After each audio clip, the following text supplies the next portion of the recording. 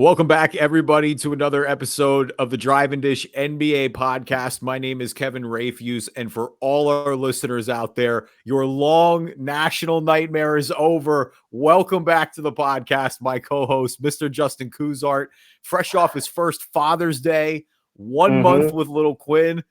I mean, what's up, bro? How's it going? Like, I have so many things I want to ask you, but I mean, just tell us, like, how are you feeling? How's 1 month of dad life? It's good. I mean, we're chilling, man. It's kind of one of those things you don't have an option but to figure it out. You just have to roll with the punches. Some sleepless nights. It helped that the NBA Finals and the hockey playoffs were going on for a while there because we were up late, and so I was just watching the games anyway. She is definitely more of a NBA fan than she is a hockey fan. She's made it through more basketball finals games than she did hockey games. Most hockey games, she'd get hungry before the second period really even started. So Well, you know, you and I aren't going to have issues with that. But for those who don't know, Justin's wife is a huge NHL fan, like mhm. huge NHL fan. So, I mean, I'm sure she's probably not thrilled about that she doesn't like her sport as much. But She claims that's not the case. I'm like, listen, I'm just watching the trends. You know what I'm saying? Like we're just seeing how it goes. no, but Um, I mean, I mean, so you got to watch the finals, obviously, with her. That's super cool. You know, mhm. she got to see Denver's first ever title. But so the last time you were on the podcast was at the end of the second round. So we had just seen the Sixers Wow. go out. And so yeah, it's been since the whole conference finals, the finals. Like, what was your I mean, obviously we're not going to go back and re-go through everything we've gone through since then. Right. But I mean, what were your big takeaways? Like, what were your, I guess, thoughts coming just out of the playoffs in general? I just how overachieving the Miami Heat were. The 3-point shooting went cold, and that's kind of how that went. And you know, I don't think too many people are surprised that the Heat lost to Denver because I couldn't find you one person that probably even going into the playoffs would have predicted the Heat to have been there. So shout out to them. That's a massive overachievement and a huge nod for a lot of different people on the teams, of the coaching staff, like everybody. But at the end of the day, the Denver Nuggets were just so much more talented. Jokic is a beast, and just hopefully Joel Embiid follows in the footsteps of Jokic and continues the hunger, and like, cool, you won MVP. Now look look at what the Joker did. Now you got to go win some hardware. Jokic so thoroughly closed that debate. Like, I'm not Uh, even mad at it. And you and I are both Embiid guys, but like Jokic, man, it's not even a debate anymore. You cannot sit here and rationally argue on any podcast that Nikola Jokic is not better than Joel Embiid. And it pains me to say it. Like, I don't want to be right about this, or I don't want to feel this way, I should say. But it's yeah, just the God's honest truth. Like, we're not going to lie to you on this podcast either. yeah, and so I wonder if I think I don't remember when this happened. It must have been right after the finals. ESPN was debating players. They had to name five because that's always how it goes. Five players that now have the most pressure on them to win a finals. Um, and they had Joel Embiid number one.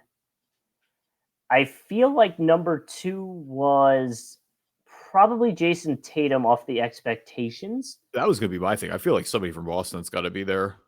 But now but also I want to put Jimmy there because it's like you've been there twice now. You gotta close it. And I know this time specifically it was a massive overachievement, but like, Yeah. all right, like let's land this plane, right? We've been close.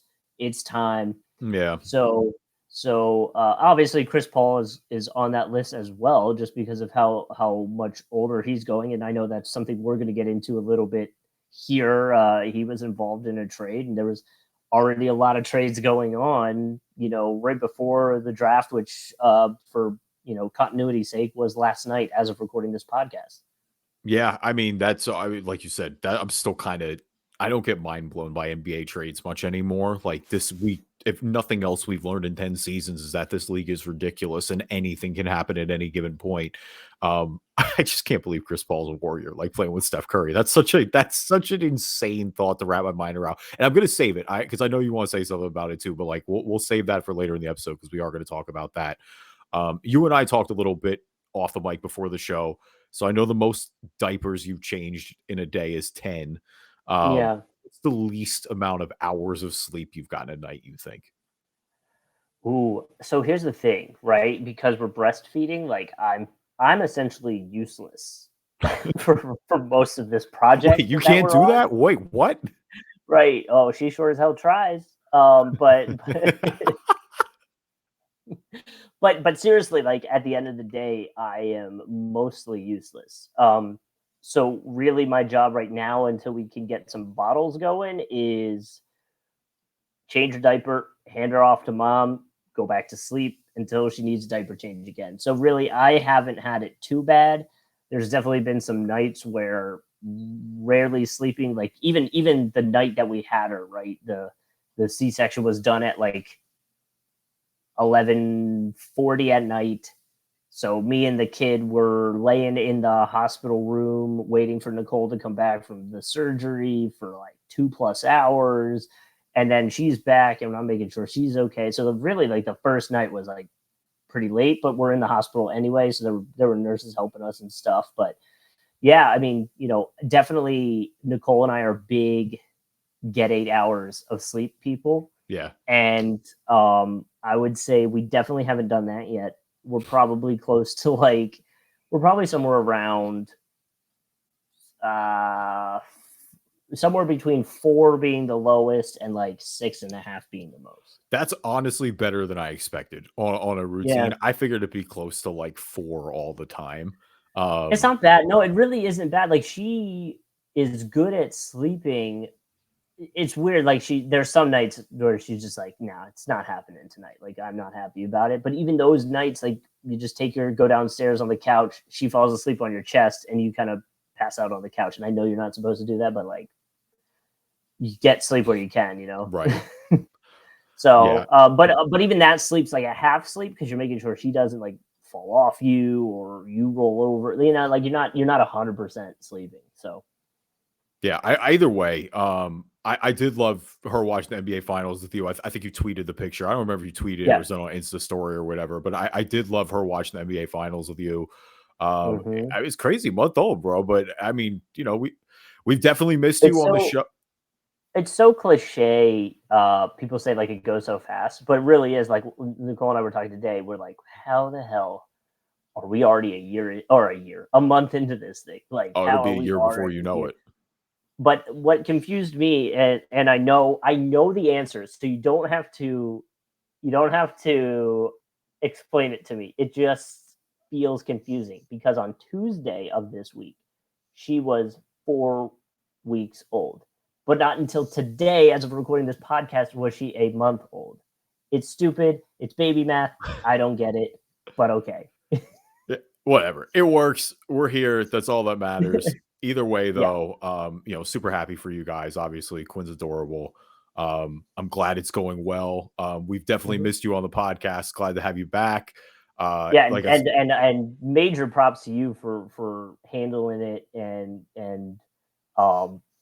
getting us through a whole month really of NBA where the most news is happening in the NBA too, and getting us through it. So no, it's been a lot of fun and big shout out to, I mean, I don't want to make sure I miss anybody, but to Ryan, to Carlton, to Sam and Nick and Cece and everybody who held us down. Andy Jordan's going to come on this week too. I'm excited for that. We're going to go way more. Well, one, because only because I was on his podcast, Chase was a little offended that you didn't tap him. And then Chase knows he's in rotation.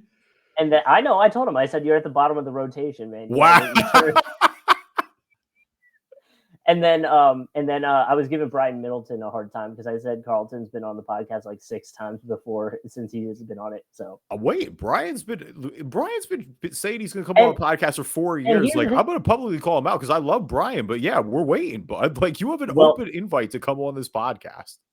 and on top of that, Brian is now producer of a sports show. So like if he was like at all worried about his name not being like whatever for the show, like he's more than set. Although I do have beef with him because his Instagram is set to private, so you can't comment on anything he posts. That's fair. And he posts controversial stuff sometimes, sports stuff that I want to argue with him about, and I can't do it. And I can't even reshare it on my story to try to like get other people to like be involved and talk to about it. So Brian's been sounded great for 7 years. So yeah, it's about time for him to come on this podcast. But yeah, exactly. I'm excited. Andy is coming on this week though. I'm excited. We're going to go way deeper on the draft. So stay tuned for that. In the meantime, leave us a review on iTunes, good or bad. We'll read them on the podcast. If you're not an Apple user, Google, Stitcher, Spreaker, Spotify, Amazon Music, Google Play Store is what I meant to say. Google Stitcher is not a thing. If you Google Stitcher, it will show up though. Amazon Music, anywhere you find a podcast, you can find us. And just checking real quick because I haven't even looked at it in a while. We are on YouTube. We got 55 subscribers. So you want to be number 56, you can find us there. Just search Driving Dish NBA on YouTube, and we will be there. You can subscribe. That way you know when new episodes are coming out. You'll get links to the podcast episode if you don't want to watch the video part of it as well. And now a word from our sponsors. So I guess I'll just pick it up.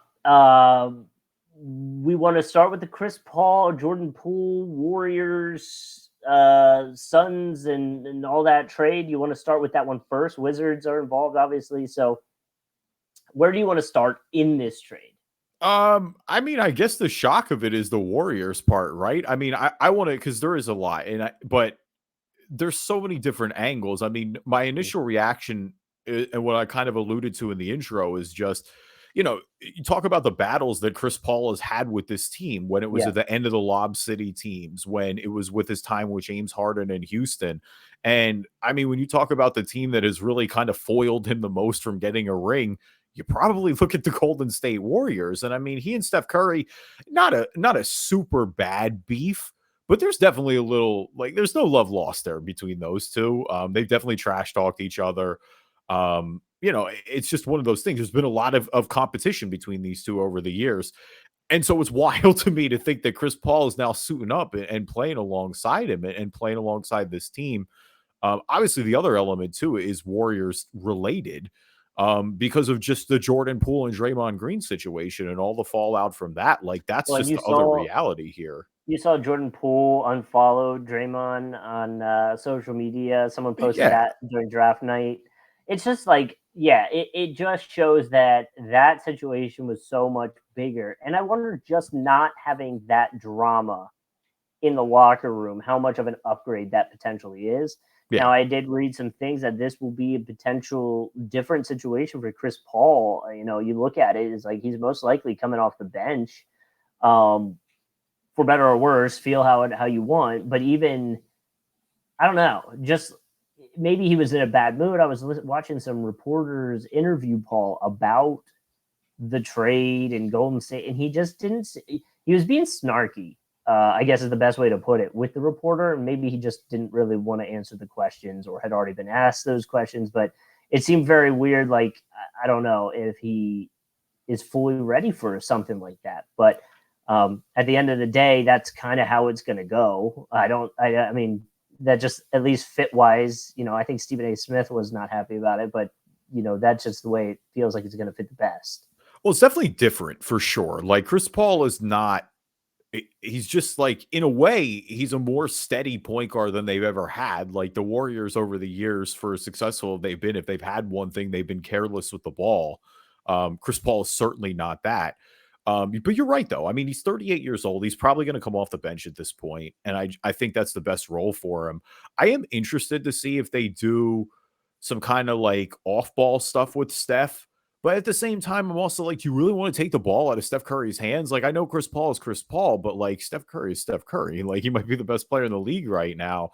And the other why thing are you too, taking the ball away from the best player in the league? Right. And who has shown time and time again he can have the ball in his hand and create a shot. Like he doesn't need to set up, you know? Yeah, and that's kind of my thing. And the other reality too is like Draymond facilitates a lot as well. Like Draymond probably has the ball run through him more than, I mean, obviously most traditional bigs in the league, at least anybody, certainly not other than Jokic.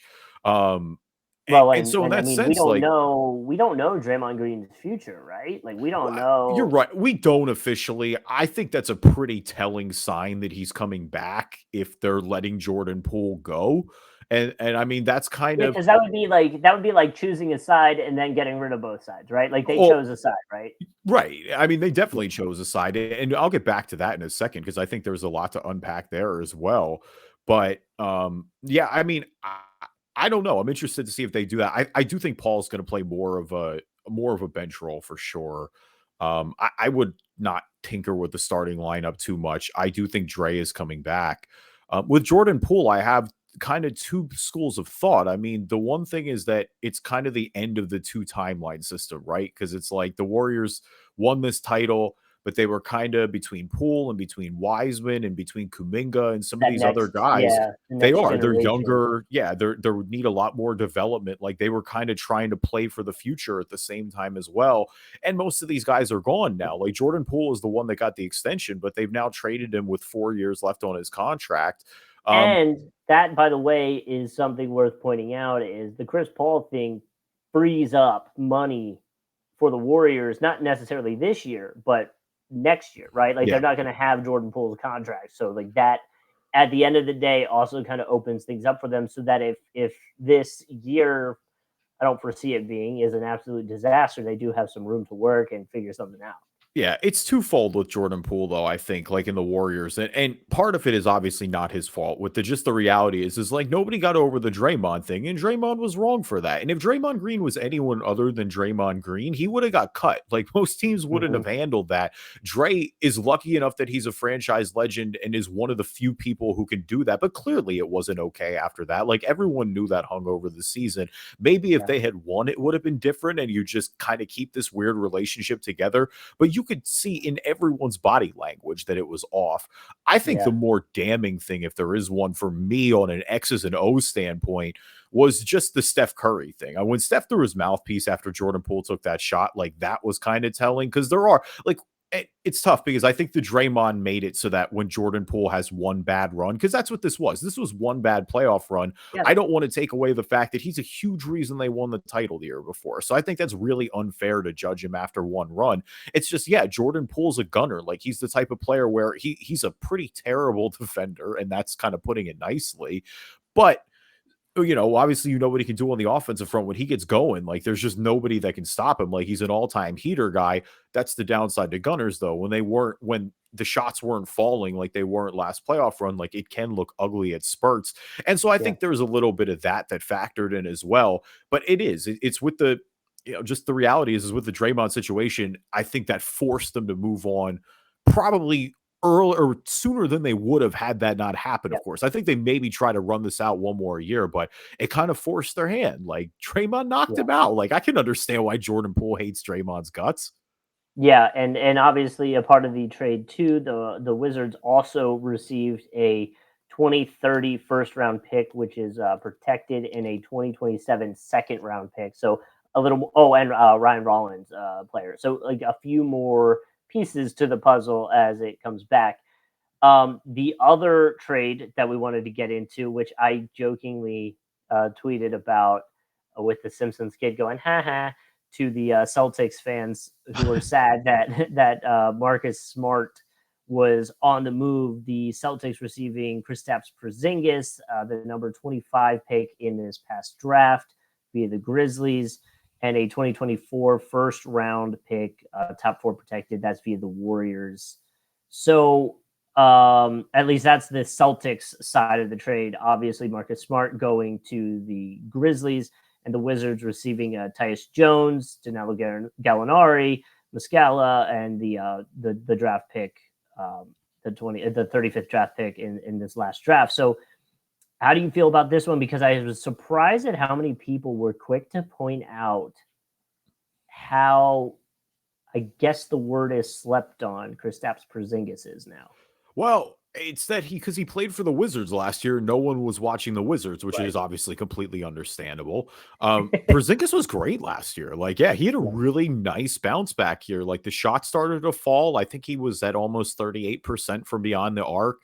He's been a good rim protector for a while, but I mean, he also just stayed healthy for the first time. Like I think he played over 60 games for the first time in I think 3 or 4 years this past Yeah. season. And so in a way, like, yeah, I definitely think that this is a good pickup for the Celtics. Like they're getting him at a good time. The reason I like this trade for the Celtics too is that they get 2 first rounders out of it. Like when you look at their ability and what they've been able to get back, like I think this is good value. It if they can withstand the hits of the locker room, and that's the biggest reservation I have with this is like, look, we know what Marcus Smart means to this team. He's been there for 9 years. He's homegrown, love and trust. He's the heart and soul of this franchise in a lot of Yeah. ways. And when you move guys like that, I do think that you have to wonder what it has on the impact of that locker room because he's meant Yeah. so much to them. And he's And Marcus is a do you think that same concern is one of the reasons the Grizzlies went for him with the obvious situation with John Morant, the suspension, but also maybe John needing a bit of a veteran presence more than what was already there to like guide him and in for lack of a better word, like bring him back down to earth a little bit? Yeah, I mean, I definitely think it factored in for sure. I mean, Marcus Smart is the perfect Memphis Grizzlies player, and I mean that in a Yeah. respectful way. Like he'll embrace the attitude, The but grit and grind, yeah. Like right, but in a remember, good yeah. way though. Like Yeah. Marcus Smart is also you feel like and he's come a long way because he can do with some of the flopping and some of the other nonsense. There are Oh, you remember him moments. in college and all that? Yeah, I mean, yeah, we all know At the what it's same about. time, though, you're right. Like he's been a leader, and it feels like I mean that's a locker room that definitely needed some more maturity in it last year. No And offense to Steven defense, Adams. Steven Adams was there, and I don't and fault him, but and a defensive presence as yeah. well is what was Well, needed on that team. and so that's my question, and that's where I think this is a win for Boston, is where if they can withstand the locker room hit, Marcus Smart is 30 years old and is gonna start to decline here in a little bit. Like that's the thing. He's a okay shooter at times, but even last year, like I mean, he's 2 years off DPOY, so maybe it was just a downslide a little Yeah. bit, but I feel like Derek White was able to do a lot of what Marcus Smart did and almost be better at it for the Celtics. So I think the actual hit to the basketball part of it might be not as it may not be not as severe. Like I feel like they're selling high on Marcus Smart, and I just think that's what you got to do. Like that's how you get out Yeah. ahead of it. Like you got Porzingis. Porzingis with the injury risk is tough because I mean Horford is just getting older at this point. Like we But saw it even last year. Porzingis, what was 66 games last year or something He like that, did, which is but higher than the normal for him? yeah, first one in a while though, so that's the thing, but it's like between Yeah. him and Rob Williams, there are both very real injury histories there with both Yeah. of them. At the same time though, look at what that can do, and I think you go back and you look at Boston the year they went to the finals, they had a lot of success with that two big lineup with Al Horford and Rob Williams. Like, maybe they try to recreate that with KP a little bit, where you do Horford and KP. They ended up because obviously this trade, I went to sleep and the trade changed entirely overnight. Like they were going to send So Brogdon to the Clippers. Now you does keep that Brogdon. and what I wanted to ask you about that, does that concern you at all with Brogdon's injury that it was kind of backtracked mainly because of him and whatever's going on there? Yeah, I mean, he was not anywhere near remotely close to 100% at the end of the conference Right. finals off that injury. And I do think Malcolm Brogdon has more of an injury history than he probably gets credit for too over the years. I'm not super long term worried about it though. Like we're talking about Brogdon winning the sixth man of the year last year. Let him recover, Right, let him right. get right. Like you can't trade all your guards at the end of the day. I do wonder, you imagine Brogdon goes back into the starting lineup now. Like that's probably the big Mhm. change here too. It went from, him getting traded to him being a starter for this team next year.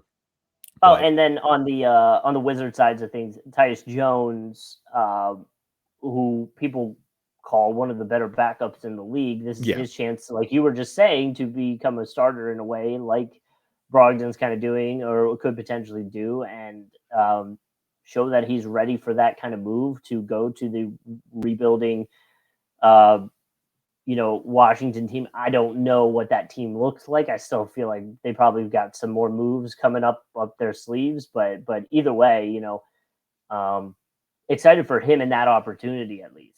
Yeah, I think Washington, and I can't believe I'm saying this because if you've listened to the podcast the last month, you've really heard me dump on this franchise, but they have Yeah, changed management in the last few weeks, and it feels like they at least have a plan for once. And that is, hey, listen, I think Tyus Jones is a great vet for the locker room. Like you said, a really solid guard.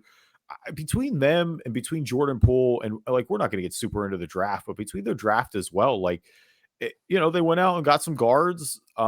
They basically freed themselves of a very expensive team that wasn't really going yeah, anywhere fast. Like, we worried about them doubling down on that core, and all of it's gone. They're going to let Kuzma walk. It seems KP's obviously traded now. Bradley Beal's traded. So I don't know. It at least seems like they have a direction. They need to start to develop some of these younger players now too. But some of these vets too, like Gallo and Muscala, you imagine are going to get traded at some point. Like Gallo's playing, and Gallo will play himself onto a contender if he's healthy. It's just the question of coming off the ACL. can he be Um, healthy? Muscala will get picked up somewhere. It feels like he's a great trade deadline. I mean, so could Tyus Jones in theory, but he feels like somebody you keep around. They have Monte Morris as well, who's another one of those just kind of veteran guards who's solid for everybody. Maybe they keep him around, but Yeah, um, they're starting. They're like, look, they're going to be pretty bad next year, but especially with Jordan Poole too. Like, you have to pay somebody, and so it's not really a big deal. And like Jordan Poole is the type of player that you take a flyer on. Like, you get him in a new situation, he gets his confidence back, and maybe he can be one of those guys. I mean, again, Jordan Poole was a big part of them winning a championship 2 years ago. Like, I know it was rough last year, but I don't think you should just auto discount that either. I know from a fantasy perspective too, he's probably going to light it up. Like, because he's going to have all the shots he wants in this on Washington next year. yeah, and that's what I think is exciting about it. So, I guess as we wrap up a quicker episode here, which is something we might do as we go forward, just to keep them Yeah. snackable for everybody. Well, But and to just as we keep, you have a child. It's okay. Like, we could just say you have a right, child and that your life is changing, and that, it allows us to potentially, maybe, like, we'll talk more officially about this as well, but like, we may just have one or two a week for you guys instead of having an hour. We just may have, one or two, but they'll be more timely, if that makes sense, every time. So right. So, just a quick overall thoughts with the draft. I mean, obviously, I think Spurs are obviously winners. They got Wembanyama. That's such a cop out, but of course, like that's if he is what everyone thinks he is, then of course that's the winning move. yeah, The two like quick reactions that I had while watching it on the like what's happening side was with the Mavericks right off the rip, because if you remember correct, they lost out of that play-in tournament to be able to keep the 10th pick, which they then essentially switched and moved some things around. And it wasn't as flashy of a move as you would hope it would be. Of course, right after I posted about that, I'm like, this is why you tanked out. I had some Mavs fans hit me up saying like that move frees up 17 mil in tax space. So like I get it. It just wasn't pretty or flashy, which is kind of what I think people wanted for the Mavs. yeah, So but maybe that's the initial reaction. Yeah, but I don't think like, that's the thing, is you don't always win with pretty moves Right. sometimes. And I like that move for Dallas for a lot of what those people blowing up your Twitter just mentioned. Like, the key thing for me is that you shed Davis Bertans' salary. Mm-hmm. Like, he was getting a lot of money. It's a bloated contract. It's just not gonna the value's not gonna be there. So you shed that to be able to fill out the roster a little bit, because Dallas's thing is they need depth. And so that just any money you can get to fill out that roster makes sense. Yep. It depends, like, I don't know. Dallas reportedly, if you believe everything that's out there, is that they were targeting Derek Lively all along. And if they wanted it, they got him at 12 when they traded Then Gason Wallace to get a OKC. little extra. Yeah, so if that's the guy you want, and you move back 2 spots and you shed 17 mil in salary next year, then yeah, I feel like you're pretty good about it. I think, again, it's not a sexy move, you're right, but I don't think that's a bad move. Like, that feels like, I do like Wallace as a prospect, so there is a part of me that hurts too. So I like that move as well for OKC. But if Lively was the guy you were going for, then I don't think you're really that worried about it. And there is some genuine, legit practicality there from the salary perspective. So the Orlando Magic, by the way, getting another player with some crazy hair. throwback to Alfred Payton. Although I saw someone, I want to say it was Fast Break, tweeted this. They called him TikTok Alfred Payton. That's so I was like, disrespectful. that's Don't doom his career like that before he gets started. oh, listen, hey, Alfred don't did get play me for a started while. on I Alfred know. Payton. Your We'll go boy down the still. I respect it. but either way, the Magic taking Anthony Black at number 6, a guard, and then with their next pick, which was also in the first round, they went a guard again, and I think some people were like, kind of like, what's going on? How do you feel about it? I haven't necessarily seen people hate on Anthony Black and Jet Howard, but I do feel like maybe there was a way that you could pick some players that could kind of all fit together right away. Yeah, I mean, I like Anthony Black as a prospect. I do. And I think he's 6'7". I think he'll fit in with this roster. He'll defend. He's got a good motor. I do think the Jet Howard pick was kind of weird. I mean, maybe they have him try to play more of a forward a little bit. I also think Markelle Fultz's contract is up next year. Maybe they That's fair. decide to move on from one of Suggs or Cole Anthony. Like those are rumors that were getting floated around a little bit. Like I'm surprised with you. I thought they would for sure want to draft another forward, maybe another big. But I mean, if you're building the team around Paulo and Franz Wagner, and Paulo Banchero specifically tweeted that he was really happy with the draft. I don't know if you got a lot of guards and those are your two main forwards, and you've got Wendell Carter Jr. playing the big. Like it doesn't. You're right. There's a lot of guard minutes to get found, but it's not the worst mesh in the world for everybody. And obviously Grady Dick was one of the players that They should have people drafted wanted Grady Dick. I agree. the Is like Orlando I Magic. more, but that's more of just me being high on him as a prospect too. Like I think he's going to really pan out in the NBA here. And that outfit. I'm mad as a Sixers fan the Raptors got him because I think he's going to be good for a while. Well, and at least from the internet side of things, they wanted Suggs and him to play next to each other for the hilarious meme potential that could have been happening. And he would have been all about it. I'm basing that just solely off the outfit choice. So outfit choice is outrageous.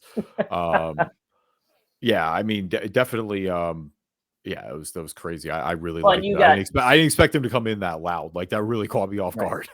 Well, and so you have coming down the line, the pipeline for the podcast, you have a more in-depth NBA draft recap. Yeah, right? Yeah. Andy Jordan's going to join me this week, and we're going to talk a lot more of prospects and X's and O's and winners and losers. So stay tuned for that. That'll be dropping in a few days.